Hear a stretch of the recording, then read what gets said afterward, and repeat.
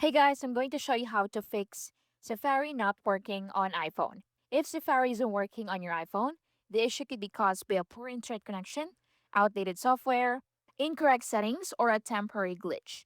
Try these troubleshooting steps to get Safari working again. So first, check your internet connection. So open settings. Once you're on settings, scroll down and open Wi-Fi. So Safari won't load websites without a stable connection. So make sure you're using a strong internet connection. You can also turn this off for about 10 to 30 seconds, then turn it back on, connect to a internet connection, then go back to Safari and see if that works. Next, you can also switch between Wi-Fi and cellular data. You can restart your Wi-Fi router if you're using Wi-Fi.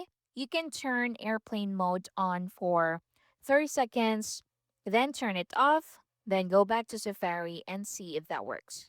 Next is to clear Safari history and website data. So open settings, then scroll down to apps and open it. Then look for Safari in here. Open Safari. Now scroll down to the bottom and click Clear History and Website Data. Confirm your action. So clear time. So at the top, choose the time frame, then clear history. And that's it. Next is to update iOS. So software update often fix Safari bugs. So open settings, then scroll down and go to general.